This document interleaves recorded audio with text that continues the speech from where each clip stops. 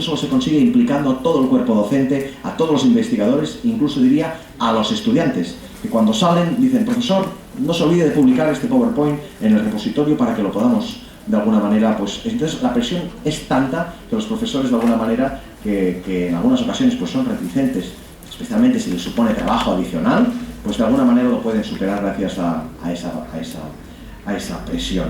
Y finalmente comentarles un recurso que bien, fue creado en España, pero ya no es español, entonces, bueno, digamos, ya es de todos, ¿no? El ranking web de repositorios. Es un ranking web que si hacen una búsqueda en Google con ese nombre, pues verán ahí un ranking web. Entonces, bueno, los rankings son rankings, y habrán rankings de un lado y para el otro, en fin.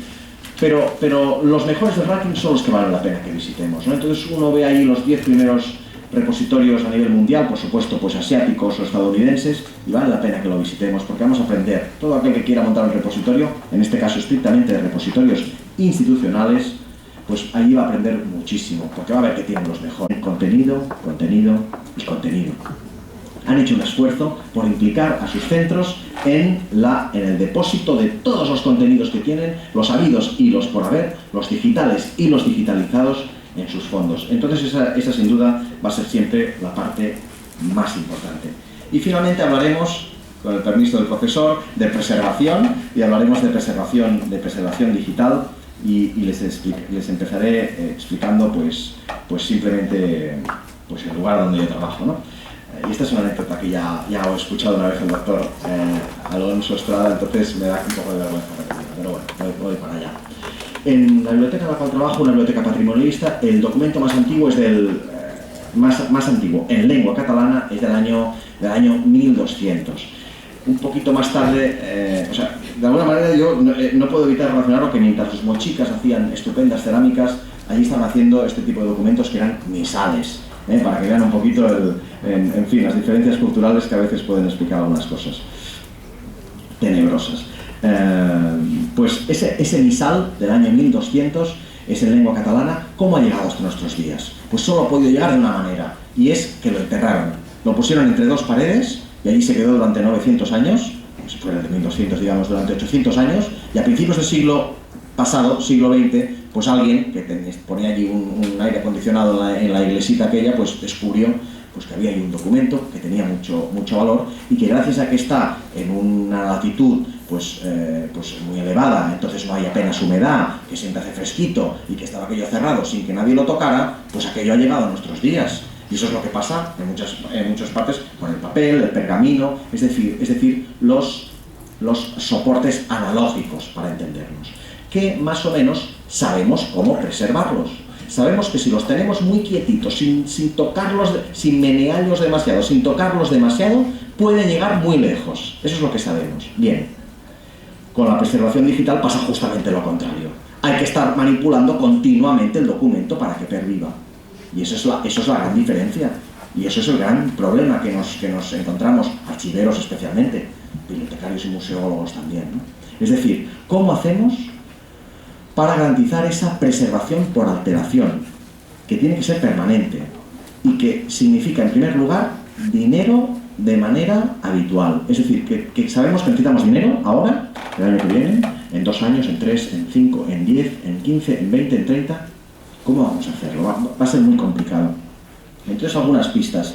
El titular, yo digo, pues más táctica que estrategia, ¿no? Porque conociendo un poco el panorama mundial por lo que respecta a preservación digital, pues es más pequeños experimentos, pequeñas acciones del día a día, normalmente relacionadas con actualización de soportes y de formatos, es decir, pasar un formato, pues no sé, pues por ejemplo, un formato pues Word, por ejemplo, pasarlo pues a PDF o pasarlo a TIFF, en fin, no son buenos ejemplos, pasarlo más bien a HTML, ese sería un buen ejemplo, y una imagen TIFF, pues no sé, pues pasarlo a otro tipo de formato, es decir, alterar los formatos, y también, por supuesto, y especialmente, alterar los soportes, pues pasarlo pues de una cinta en VHS o en Betamax, pues pasarlo a un CD, más tarde a un DVD, más tarde a un lápiz óptico, más tarde a un servidor, más tarde tal vez a la nube, no se sabe. Es decir, hacer ese tipo de cambios de manera continuada para evitar justamente de que se quede anticuado y ya no pueda ser reproducido, ya no pueda ser recuperada esa información. Bien, mi afirmación es que después de múltiples informes, estudios, proyectos en los Estados Unidos, en el Canadá, en el Reino Unido, en Australia, en los países asiáticos, en toda Europa, en Latinoamérica, etcétera, etcétera, no existe ninguna solución total, y lo que existen son, como les digo, pequeñas estrategias a corto y medio plazo y mucha incertidumbre sobre lo que va a pasar en el futuro. Parece ser, como siempre, que la cooperación es una de las posibles vías. Es decir, si yo cojo el repositorio institucional de la Universidad Mayor de San Marcos y lo duplico vía tecnología en otros centros, me corregirá el profesor, pues tiene más razones para llegar más lejos, ¿no? Si yo una copia online al día de mi repositorio lo tengo pues en Buenos Aires y otra copia pues en Shanghái y otra copia pues en Lisboa, pues si a mí me pasa alguna cosa no tiene que ser un terremoto, pues un pequeño incendio o simplemente que el sistema tiene una bajada de tensión y allí pues se estropea la lectura de algunos archivos, esos otros centros van a poder dar respuesta por mí. Y esa es la tendencia. En algunos productos como MetaArchive, que básicamente es estadounidense, pero que también cuenta con participación brasileña y española, y creo que también noruega, se ponen de acuerdo unas cuantas bibliotecas universitarias y crean ahí una especie de repositorio que se va duplicando y triplicando continuamente esa información entre todos, de manera que si a alguien le pasa algo, pues los otros de alguna manera responden. No solo eso, sino que además se desarrollan una serie de softwares que lo que hacen es todo el día estar visitando el interior de esos repositorios, de esos lugares aparentemente seguros, para ver que no haya archivos rotos, que no haya archivos corruptos, etc. Y finalmente, pues el tema del archivo de las páginas web, de lo que ya hablaremos otro día, puesto que ya estamos llegando al límite del tiempo que teníamos asignado y que es también el de su capacidad de atención, y que por tanto de alguna manera pues simplemente lo dejo aquí, ¿no? ¿Qué hacemos con nuestras páginas web, con todo aquello que se está publicando en internet y que de alguna manera pues ya existen algunos proyectos como Internet Archive, que es el más conocido, pero especialmente pues a nivel más local? ¿Qué hacemos con eso, con ese riquísimo patrimonio, ¿no? Antes un literato pues escribía un libro, pues ahora lo que hace es abrir un blog. Entonces, claro, esa persona abre un blog allí, pone información, va a sus poemas, sus reflexiones.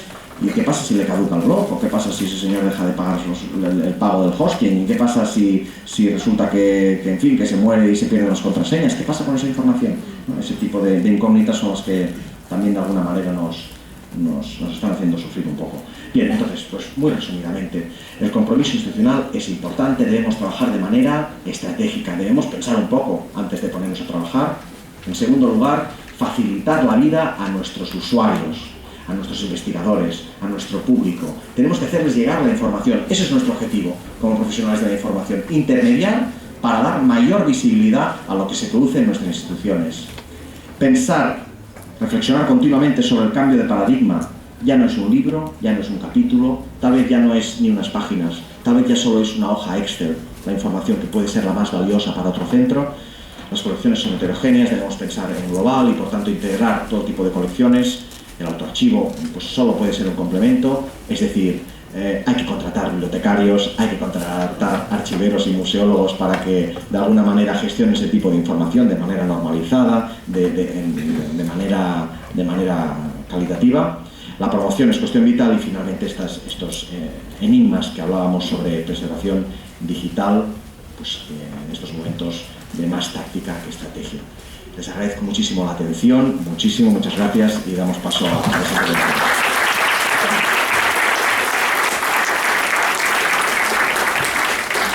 Agradezco las palabras del licenciado Ciro Llueca a su excelente ponencia, donde se puede percibir su interés claro por las políticas públicas de información bajo los lineamientos de la preservación digital y el acceso abierto a los repositorios digitales.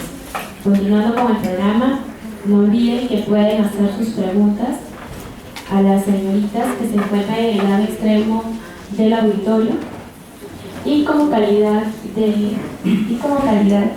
de panelistas para comentar la enriquecedora ponencia, invitamos al profesor Luis Guillermo Núñez a que tome la palabra en esta conferencia. Aplausos, por favor.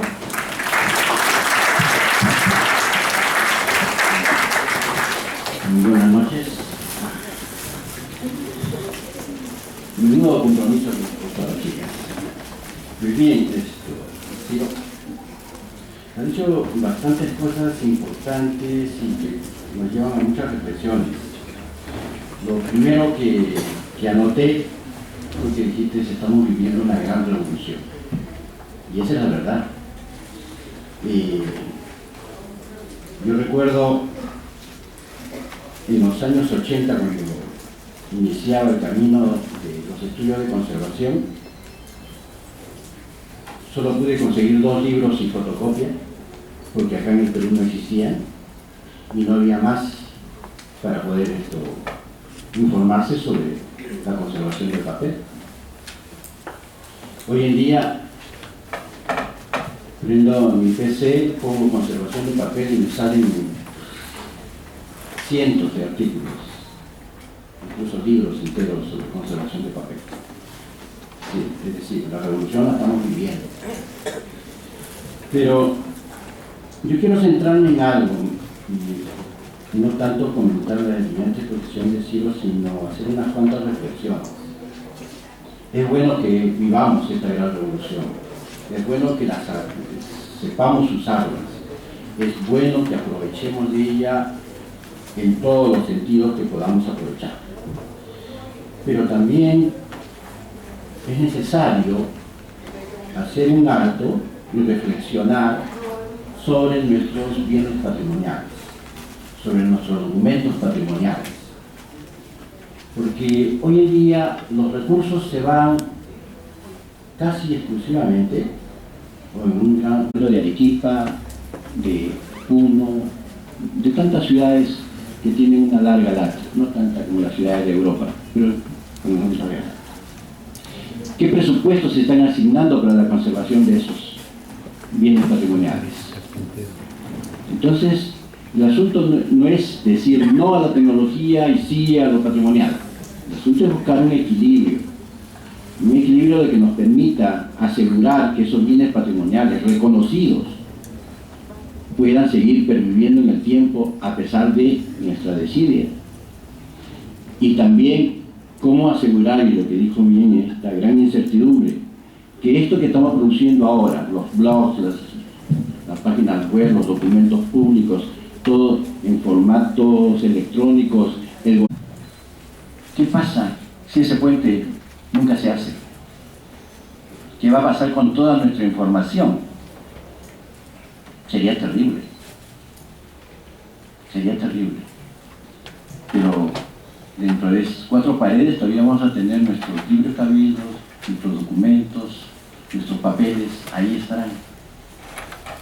Pero el video del matrimonio de nuestra hija ya no está. Y recién hace 5 años que se casó, pero ya no está el video. Esos son los dilemas, el gran problema que tiene esta moderna sociedad, donde lamentablemente no todos tenemos el compromiso de buscar la solución, porque el gran fabricante tecnológico no le interesa encontrar una solución, satisfacer un mercado donde pide rapidez, pide mayor capacidad, pero que no le pide conservación a largo plazo. Y ahí está el gran problema. Y a veces las soluciones vienen de parte del mercado, lo que exige el mercado. Yendo a un ejemplo del papel, en los años 80, que comentaba así, se produjo un video por la Comisión de Preservación y Acceso de los Estados Unidos, un video titulado Fuego Insidioso, y algunos lo titularon A Fuego Lento. ¿De qué trataba el video? Fundamentalmente del gran problema de los papeles que se deshacían y se perdían por la acidez del papel. Decían, ¿cómo buscamos la solución a este problema para que ya no se destruyan tantos millones de libros por este problema de la acidez del papel? ¿Cómo convencemos a los editores que utilicen papel alcalino para que los libros puedan durar mucho más? La solución vino de otro sitio. La solución vino cuando se masificó el uso de impresoras y de fotocopiadoras. Entonces los papeleros tuvieron que hacer papel alcalino para atender esa demanda. no les interesó la conservación a largo plazo. Pero ahora tenemos, si ustedes prueban cualquier papel en librerías, lo prueban el pH y es papel alcalino. O sea, no hubo necesidad de una gran revolución, sino que el mercado mandó a cambiar de tecnología papelera y se encontró la solución. Lo que sucede es que en un momento también este mercado ojalá que pueda demandar una solución a este problema de la preservación digital. Que dicho sea de paso, no sé si será un nombre muy acertado de preservación digital, ¿no? Porque podemos hablar de esto, digamos. Esto nos lleva un poco también a pensar de otra forma en términos de la conservación. Sin ser anacrónico ni tradicionalista, porque algunos hablan ya de conservación tradicional. Lo que nos interesaba antes es que ese documento original perviviera en el tiempo y le dábamos valor a ese original. Hoy Ciro nos ha hablado de miles de copias, de tantas copias como sean posibles para asegurar esa información, pero ya el sentido de la conservación cambió. Ya no interesa ese original con su soporte tal como fue producido, sino que nos interesa esa información y el soporte el que esté en el momento. Pues bien, así están las cosas. Y entonces seguiremos en esa gran carretera, pero hagamos alto y pensemos en nuestros bienes patrimoniales que también requieren presupuestos, ¿no? También requieren atención. Porque alguien dijo por ahí, por ejemplo, que digitalizaba como medida de conservación y se equivoca tremendamente. La digitalización no sirve para preservar, sirve para difundir, para otros fines, pero no para preservar. Entonces, la medida de preservación tiene que ser de acuerdo a la naturaleza de cada soporte, ¿no? Y bueno, no quiero cansarlos, pero es este el punto. Tenemos que reflexionar sobre para qué utilizamos la tecnología, en qué momento y para qué, ¿no? Y si tenemos los recursos necesarios, porque también Ciro nos habló del compromiso institucional. Yo digo, ¿cuántas instituciones tienen comprometidos sus políticas de atención a las bibliotecas, archivos y museos? Mejor no contestar la pregunta. Y entonces, si nos embarcamos en estos temas, yo me temo que de repente todo va a esta moda y se descuida todo lo demás, que es tan importante como esto que estamos viviendo. Y ahí dejo yo. Gracias.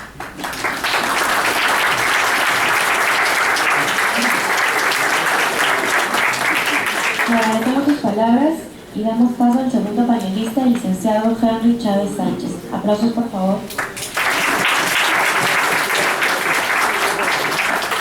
Bien, buenas noches con todos. Quiero agradecer a los organizadores por estar presentes aquí con ustedes y compartir algunas ideas iniciales. Primero voy a partir de lo que manifestó el colega Núñez y después el colega Ciro, de lo siguiente, ¿no? El tema es el compromiso. Nosotros estamos en un ámbito universitario y quiero partir con algo sencillo. Veo que las estadísticas en España, por ejemplo, hay 75 universidades. Hay más o menos 164 repositorios y 94 repositorios institucionales. Queremos hacer un trabajo, básicamente, ¿cómo estamos acá en el país? Definitivamente la tendencia de las universidades en el país ha crecido de una forma exponencial. Se va a la década de los 80, hablamos de 60, 70, 40, 60 universidades. Ahora estamos bordeando casi lo... Desde la década de los 90, el año 2000, había una queja. No hay presupuesto, no hay dinero. Sin embargo, con el advenimiento del Open Access, eso ya no es un argumento, yo diría validero, hasta el momento. En San Marcos, ¿qué se está haciendo? De la década de 2004 en adelante, por ejemplo, se ha trabajado con todo lo que es Open Access. Tenemos ahora repositorios, Ateneo, Amauta. Asimismo, también tenemos, por ejemplo, una herramienta importante para comunicación científica, que antes nos costaba más de 5.000 soles publicar la revista Letras acá en San Marcos. Un grupo de profesores con estudiantes de bibliotecología hicimos el proyecto piloto utilizando OJS para publicar nuestra revista en texto completo. Y esta revista el año pasado ya se la presentó, está en texto completo, está visible y ha generado ya todo un impacto con la comunidad de letras. Entonces creo que es importante destacar que los repositorios son sumamente importantes, pero no es simplemente el tema económico, sino también el nivel de impacto y visibilidad. Y depende del nivel de compromiso. Aquí tomo el término que utilizó el colega Núñez, el compromiso. Si las instituciones no están comprometidas, sus autoridades, sus miembros, sus actores principales, en sacar adelante este tipo de documentos, este tipo de fuentes de información que son muy importantes, será difícil que avancemos. O sea, ya tenemos, por ejemplo, un dato importante que estuve rescatando de la presentación, que no lo ha mencionado Sirio, pero en el ámbito mundial hay 2.190 repositorios a nivel mundial, más o menos hay 179 en América Latina, que representa el 18.1%. ¿Y qué nos corresponde acá a nosotros? Si vamos al ranking de Chimao, por ejemplo, ¿cuántas universidades peruanas hay? En promedio 2 o 3, no hay más. ¿Y dónde están las 120 en teoría que deberían aparecer, algunas de ellas? Sin embargo, eso nos obliga, por ejemplo, a universidades como Cayetano Heredia, San Marcos, Católica y algunas más, que están trabajando en esta línea de repositorios, por ejemplo, que es muy importante para efectos de poder alcanzar visibilidad, no solamente de la literatura gris, sino de las publicaciones científicas. Ese es un dato sumamente importante y que debemos compartir. Y me ha interesado mucho la presentación de Ciro, en ese aspecto sobre todo, ¿no? Cómo han ido construyendo, ellos desde el 2001, y aquí, como hablamos hace un momento en el entretiempo, en los preliminares, hablamos que el mundo global ha reducido las brechas en cuanto a uso de tecnología. Efectivamente eso se ha visto, porque España ha empezado con su repositorio en 2001 y mire cuánto han avanzado. Perú ha empezado en 2004, 2005, sigue avanzando, pero todavía no está en ese proceso. Puedo decir que hay dos elementos, el compromiso, parte de las autoridades de nuestras instituciones, ya no estoy hablando a nivel de universidades, sino a nivel de instituciones en general, tanto públicas como privadas, ponerse en el compromiso de abordar este tema. Existen las herramientas y van a cambiar las herramientas, pero hay herramientas gratuitas de libre acceso que pueden utilizarse.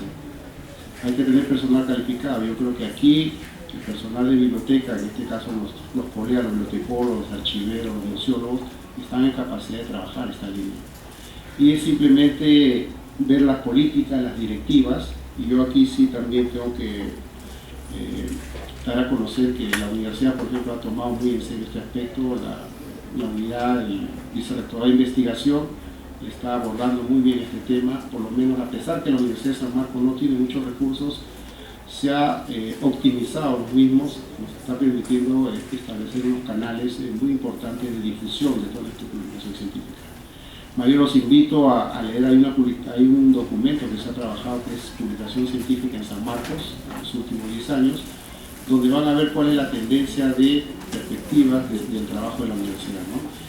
Y yo creo que aquí es importante también destacar que las universidades que están, diría, apareciendo últimamente, deberían apostar también con esta línea. Y yo sí acá también hago la reflexión que la Asamblea Nacional de Rectores debería tomar en consideración estos aspectos. Toda institución académica que deba, vamos a decir, aparecer en el ámbito de la comunidad científica debe contar con bibliotecas, laboratorios y aspectos que son muy importantes, que son parte de la certificación en cualquier unidad académica, en cualquier parte del mundo, ¿no? Yo lo dejo ahí porque definitivamente hay muchos más temas por abordarlo, pero creo que serán un poco las reflexiones desde este punto de vista.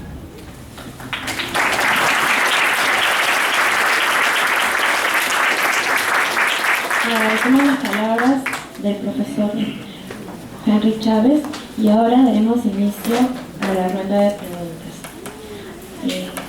Para el señor Ciro Llueca, ¿cuáles serían las exigencias o destrezas que un profesional de la información debe tener para trabajar con repositorios digitales? Sí, la necesidad de los estudios de la San Marcos, sin duda, ¿no? Para mí es muy importante el compromiso con la organización. hay una cosa que tiendo a esconder de mi currículum, y es que pues también he tenido una faceta política y fui concejal de cultura en la ciudad donde vivo, una ciudad de 40.000 habitantes. Y entonces, claro, yo era bibliotecario, y de golpe, pues, era el que mandaba. Bueno, se suponía que mandaba, no mandaba nada, pero bueno, se suponía que mandaba. Bien, tenía, digamos que era el que se ocupaba de administrar el presupuesto de cultura, en una ciudad que no estaba nada mal, y por tanto, tenía allí pues 3 millones de euros, lo puedo decir, claro, pues, para mantener pues espacios, una biblioteca, un teatro, en fin, un archivo, diversos centros culturales, exposiciones, en fin, una cosa muy rica y una experiencia muy positiva. Pues lo primero que me di cuenta es que me sentía solo, me sentía muy solo. Los bibliotecarios que habían sido mis compañeros ya no me venían a ver, no hablaban conmigo, no me hacían caso de lo que... Los archiveros, que yo era un usuario del archivo de toda la vida, nos dábamos abrazos con el archivero, ya no me miraba raro, no sé qué pasaba. En fin, etcétera, etcétera. Quiero decir, no sentí que estaban implicados o suficientemente implicados en ese caso con la organización, con la Concejalía de Cultura, ¿no? Yo lo vi eso, claro, cuando tuve la ocasión de estar pues, en una posición jerárquicamente elevada, ¿no? Pues eso pasa muy a menudo en universidades, en archivos, en museos, como si los profesionales, con nuestros conocimientos técnicos, tenemos ahí ya para hacer en nuestro día a día, ya, y es que no me molestes, que estoy de mucho para catalogar y no. Entonces no, tenemos que estar muy implicados en nuestra organización, tenemos que estar pendientes de los planes estratégicos, de cuáles son los mandatos, de cómo podemos ayudar al final a nuestros directivos, empezando por el directora de nuestra biblioteca, de nuestro archivo, cómo de alguna manera podemos nosotros sumar a ese proyecto colectivo que es nuestro centro de trabajo. Pues puede sonar un poco raro, pero sí, es un tipo de compromiso que de alguna manera